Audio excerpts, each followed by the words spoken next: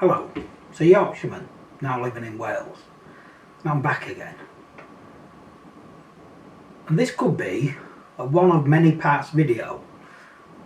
Because what I'm trying to work out is, when they've done everything to us, what are they then going to do with us all? That's the question. Now, I do intend to ask my 5 members of the Senate and also my 1 MP. But I'd like to share why I'm asking this question. And it's based on sort of my reading of different policies, which I'm going to say is evidence-based. And the first thing I'm considering is, as I'm looking, I'm going to read off a bit of a screen, is we're all being taken down this route of net zero. Now, depending on where you are with it, you might be very sceptical of it and you might think, well, where do we end up? Given the fact we're not really one of the major pollution causes, full stop. And when I've asked how much is it going to cost, they're not really clear, apart from billions of pounds, but look what we've achieved at the end of it.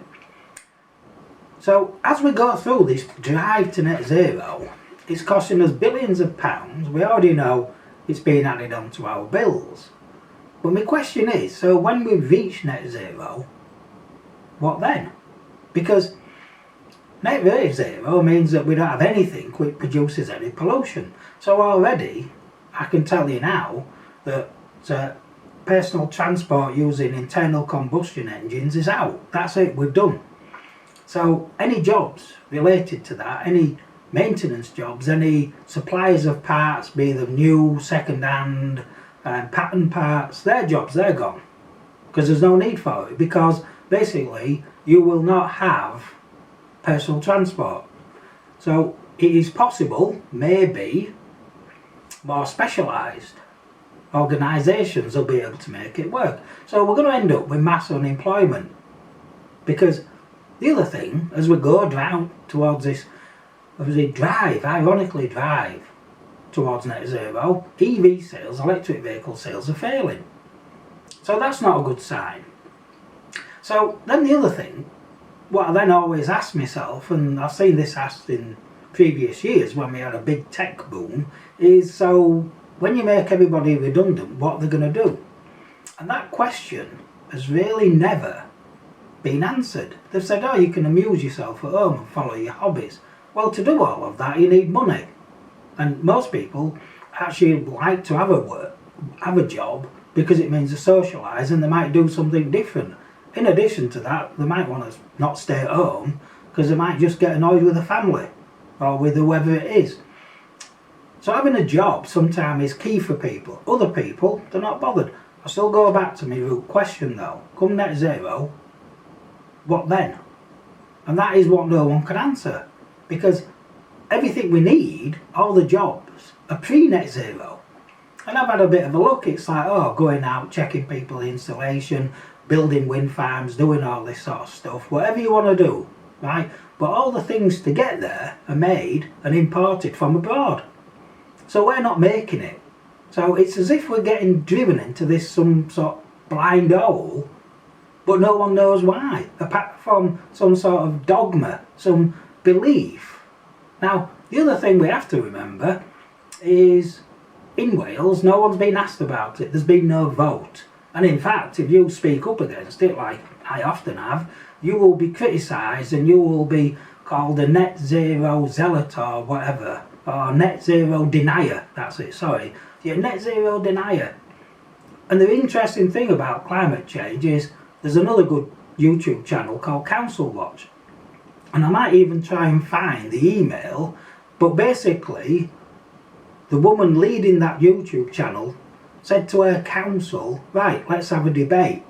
And the summary of the email, if I can find it, I'll pull it up, basically said, there is no debate, because if we debate it, that means we acknowledge there's an issue.